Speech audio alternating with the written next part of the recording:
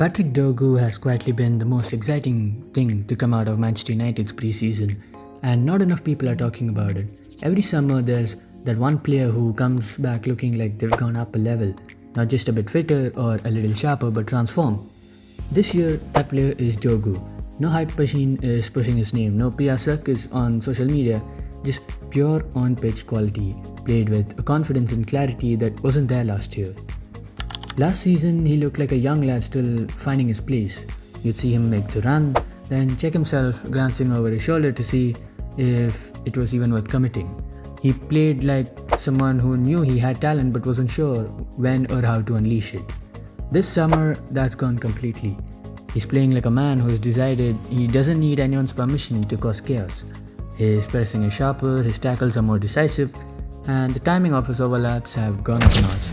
He's no longer running just for the sake of it, he's waiting for the perfect moment, dragging defenders into awkward positions, then tearing into the space they've left behind.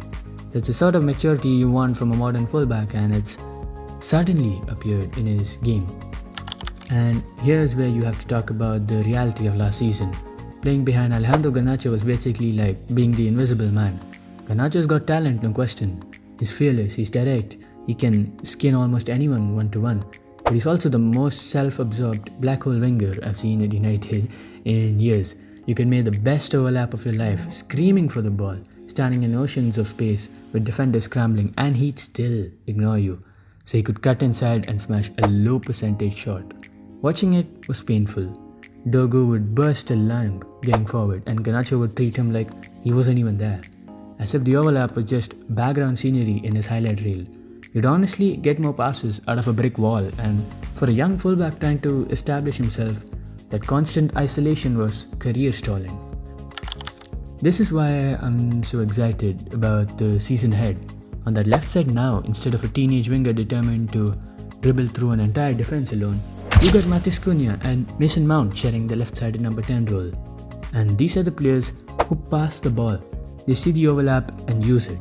Cunha thrives on pulling defenders around and then sliding a clever ball through the gap.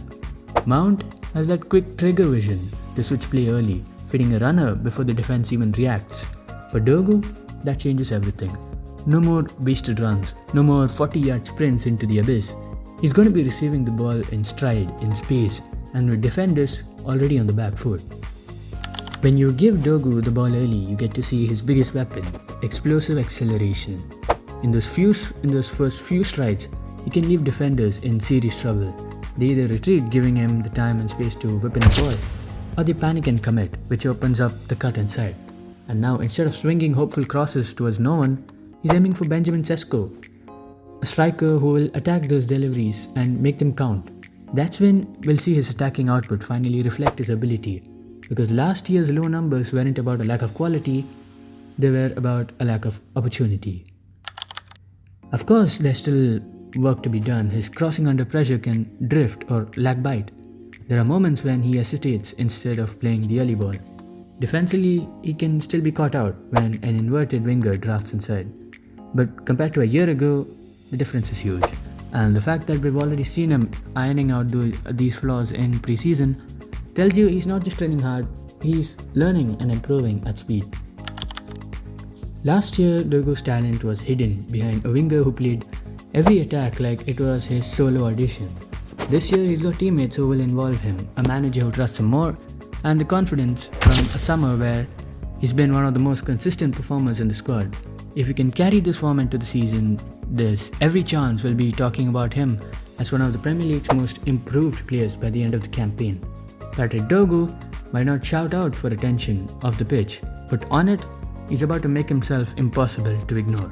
Preseason was just the teaser, and the main event starts now.